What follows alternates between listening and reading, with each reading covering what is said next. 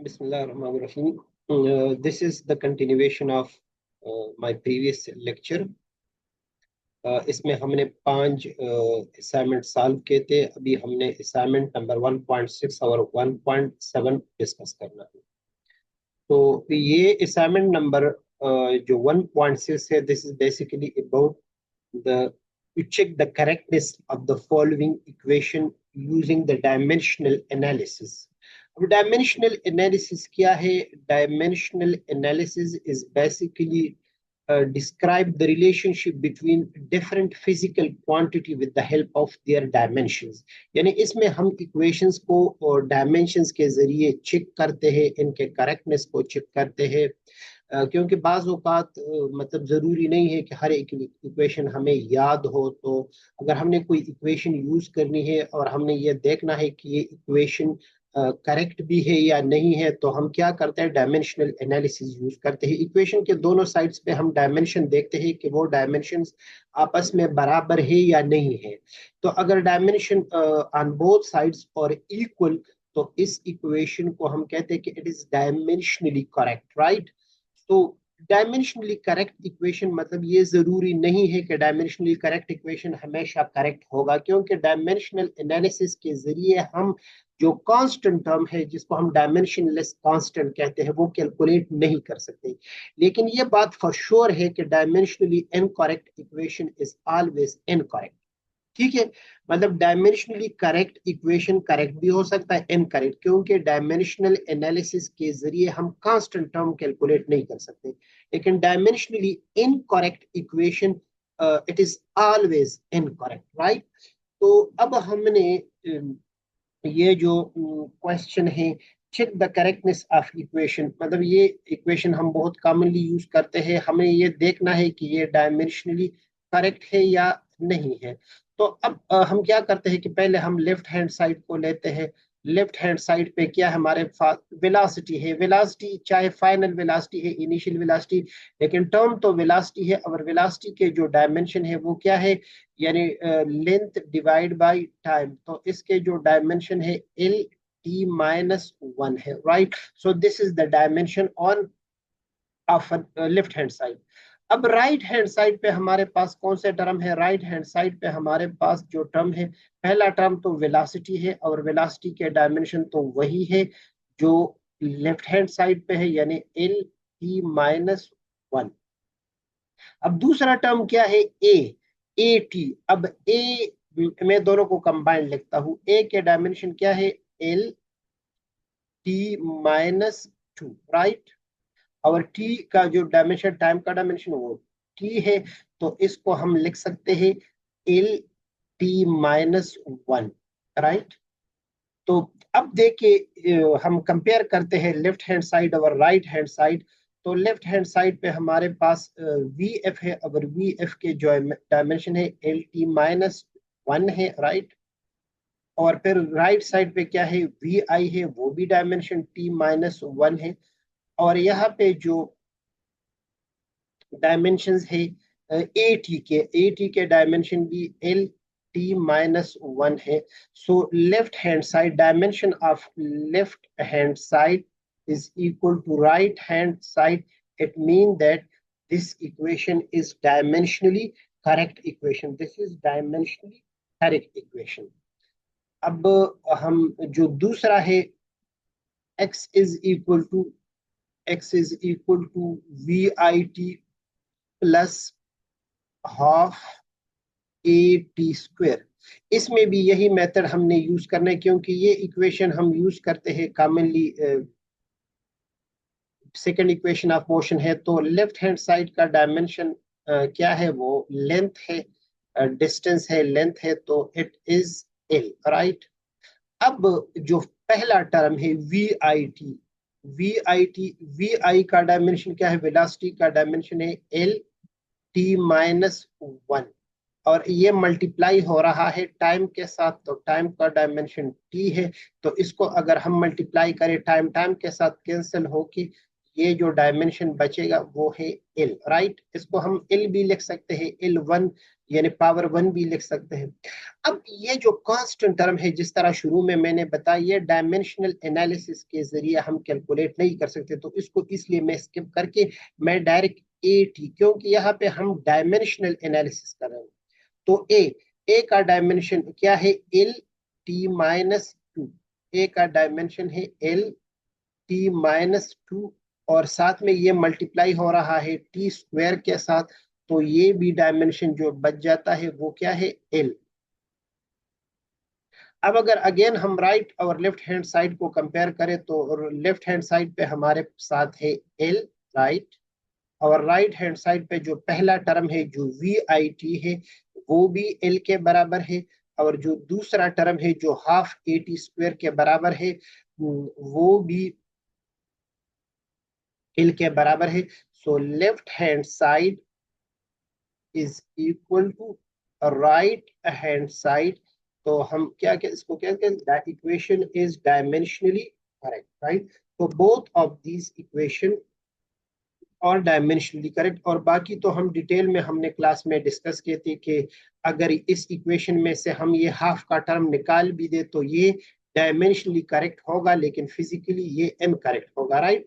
तो dimensional analysis के जरिए हम दोनों साइडों पे जो डायमेंशंस है वो कंपेयर करते हैं, लेकिन डायमेंशनलेस कांस्टेंट कैलकुलेट नहीं कर सकते। अब हमारा जो आखिरी क्वेश्चन है उसकी तरफ आते हैं। आखिरी क्वेश्चन में क्या करना है कि हमने डायमेंशनल एनालिसिस को यूज करके हमने कोई फार्मूला डिराइव करना है किसी फिजिकल क्वांटिटी के लिए, right.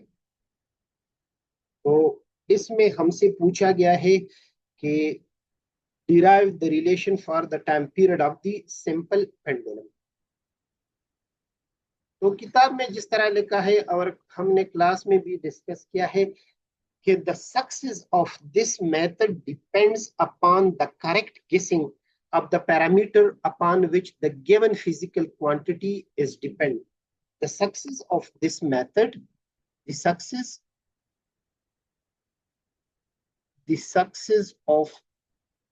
of this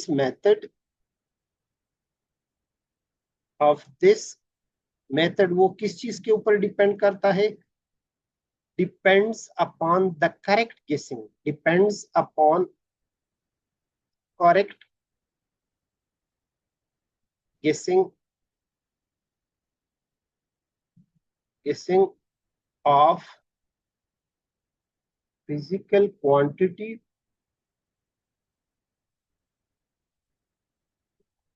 upon which the said quantity is depend।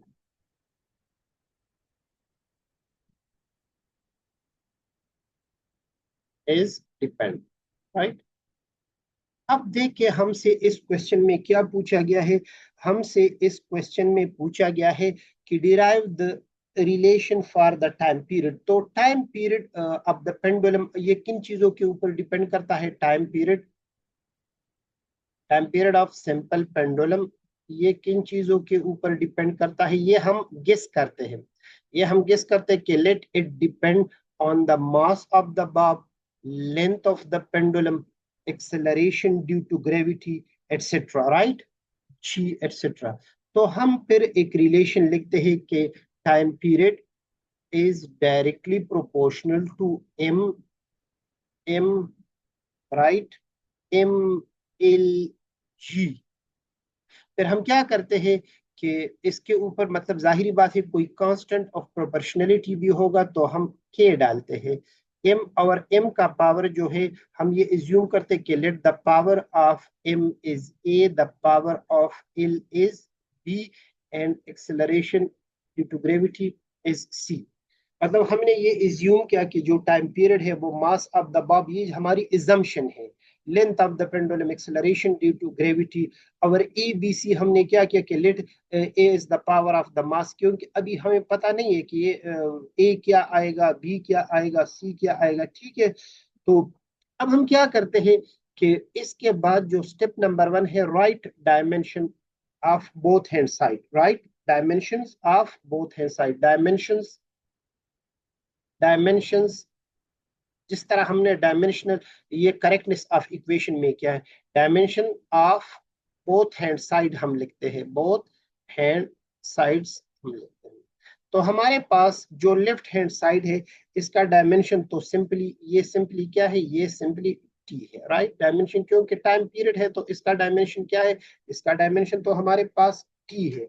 अब के तो कांस्टेंट ऑफ प्रोपोर्शनलिटी है, और के को हम इस एनालिसिस के जरिए कैलकुलेट नहीं कर सकते, लेकिन मैं इधर इसको लिखता हूं। हमारे पास m है, पावर ऑफ m क्या है, power of m is a, power of m is a, और पावर ऑफ l, l का लेंथ का डायमेंशन क्या है, लेंथ का डायमेंशन l है, और पावर क्या है, b है। और एक्सेलरेशन ड्यू टू ग्रेविटी जो डायमेंशन है एक्सेलरेशन t-2, और इसका जो पावर है वो क्या है, वो c है। अब हम दूसरे स्टेप में क्या करते हैं कि ये ABC कैलकुलेट करते हैं, यानी ये पावर टर्म जो है, जो लेफ्ट हैंड साइड पे है, राइट हैंड साइड पे है, हम सिमिलर क्वांटिटी लेके इनके पावर को कंपेयर करते हैं, और इससे हमारे पास ये ABC का वैल्यू आ जाएगा। तो सबसे पहले हम T कंपेयर करते हैं, यानी स्टेप 1 में हम क्या करते हैं, T कंपेयर करते हैं on right hand side. T हमारे पास क्या है, राइट हैंड साइड पे T हमारे पास है, इधर पावर क्या है, 1 है, और लेफ्ट हैंड साइड पे तो ये पावर 1 आ गया। यहाँ पे पावर क्या है, इसमें भी टी नहीं है, इसमें भी नहीं है, लेकिन यहाँ पे टी है। तो हमारे पास यहाँ पे क्या आया, -2c। यानी सबसे पहले हम सिमिलर क्वांटिटी कंपेयर करते हैं, डायमेंशन स्टेप 1 में हम क्या करते हैं, हमने डायमेंशन लिख दिया, अब हम सिमिलर फिजिकल क्वांटिटी जो है इनके डायमेंशंस को कंपेयर करते हैं। तो सबसे पहले हमने टाइम के डायमेंशन को कंपेयर किया, तो यहाँ पे t1 है, और यहाँ पे t raise to the power -2c। अब दूसरा टर्म हमारे पास क्या है, दूसरा टर्म हमारे पास, दूसरा है हमारे पास एल है। इस साइड पे एल 0 है, इस साइड पे क्या है, दूसरे साइड पे हमारे पास एम है, एम 0 है। मैं एम लिखता हूं, और एम चूंकि यहाँ पे कोई टर्म नहीं है तो ये मैंने 0 डाल दिया, और यहाँ पे एम का पावर क्या है, यहाँ पे एम का पावर जो है वो है ए। और तीसरा टर्म हमारे पास क्या है, तीसरा टर्म हमारे पास जो बचा है वो एल है। तो अगेन एल भी इस साइड, यानी लेफ्ट हैंड साइड के ऊपर एल भी 0 है, क्योंकि कोई एल टर्म नहीं है। और राइट हैंड साइड पे क्या है, राइट हैंड साइड पे यहाँ एल बी भी है, और यहाँ पे एल पावर सी भी है। तो इसको हम लिखते हैं L raise to the power, यानी डायमेंशन हम लिखते हैं B plus C, B plus C. Step number 1 ने हमने क्या किया, हमने गेस किया, फिर हमने दोनों साइडों के डायमेंशंस लिख दिए, फिर हमने जो सिमिलर फिजिकल क्वांटिटी है इनके डायमेंशंस कंपेयर किए। अब हम क्या करते हैं कि कंपेयर पावर्स, हम पावर को क्या करते हैं, power on both side, compare powers on both sides of all the above term. यानी हम, तो सबसे पहले हम इन्हें जो इधर ए लिखा था वो हम लेते हैं। तो इससे हमारे पास क्या आएगा कि -2c is equal to 1। It implies that c is equal to -1/2, c is equal to -1/2। ये हमने t के पावर को कंपेयर किया। अब हम m के पावर को कंपेयर करते हैं, तो इससे हमारे पास क्या आ जाएगा, a इज इक्वल टू 0, क्योंकि यहाँ पे 0 है, यहाँ पे a है। फिर हम क्या करते, तीसरा जो ये वाले इक्वेशन है इसको लिखते हैं। तो इससे हमारे पास आ जाएगा b plus C is equal to 0। It implies that b is equal to -c। तो c हमारे पास -1/2 के बराबर है, तो b हमारे पास आ जाएगा 1/2, यानी हाफ के बराबर आ जाएगा। अब ये जो ए बी सी वैल्यू है इसको मैं इक्वेशन 1 का नाम दे देता हूँ। तो ये वैल्यूज में इस इक्वेशन में पुट करता हूँ, तो इससे हमारे पास टाइम पीरियड का एक्सप्रेशन आ जाएगा। ये कांस्टेंट है, राइट। और यहाँ पे क्या है, m raise to the power 0 तो इसका मतलब है कि ये m के ऊपर डिपेंड नहीं करता। ये हमने गेस किया था, लेकिन कैलकुलेशन से हमें पता चला कि time period of the simple pendulum ये मास ऑफ द बॉब के ऊपर डिपेंड नहीं करता। और एल का power L raise to the power B, और बी किस चीज के, एल लेंथ है और लेंथ का पावर 1/2, और इसी तरह एक्सेलरेशन जो है इसका पावर -1/2, क्योंकि इसके ऊपर सी है। तो इसको हम सिंपली लिखते हैं कि इज इक्वल टू, यानी k is equal to L 1/2 divide by g 1/2। तो इसको हम यूं लिख सकते हैं, k is equal to L by g. और हमें पता है कि टी इज, ये कांस्टेंट टर्म जो है ये 2 पाई के बराबर है, तो it is equal to L by g, right. तो इस तरह हमने टाइम पीरियड का के लिए एक्सप्रेशन निकाल दी। वंस अगेन कि हमने कौन सा किया, हमने पहले गेस किया कि टाइम पीरियड किन चीजों के ऊपर डिपेंड करता है। तो हमने मास लिया कि mass of the bob, length of the pendulum, acceleration due to gravity. फिर इधर हमने कांस्टेंट ऑफ प्रोपोर्शनैलिटी डाला, और इनके ऊपर अपने तरफ से पावर डाले ए बी सी डी, क्योंकि हमें पता तो नहीं था कि पावर क्या आएंगे। तो स्टेप नंबर 1 में हमने डायमेंशंस कंपेयर किए आप बोथ हैंड साइड, यानी left hand side and right hand side. Left hand side पे हमारे पास टी है, राइट हैंड साइड पे हमारे पास कांस्टेंट है, मास है। मास का जो डायमेंशन है m है, पावर a, लेंथ का dimension l, power b, acceleration due to gravity के लिए हमने डायमेंशन लिखे, और पावर हमने c। अब इसमें हमने क्या किया, इसमें हमने जो सिमिलर फिजिकल क्वांटिटी है इनके डायमेंशन को कंपेयर किए, बोथ है साइड पे टी के डायमेंशन को हमने कंपेयर किए, मास के डायमेंशन को हमने कंपेयर किए, लेंथ के, राइट। तो इससे हमारे पास फिर हमने पावर कंपेयर किए।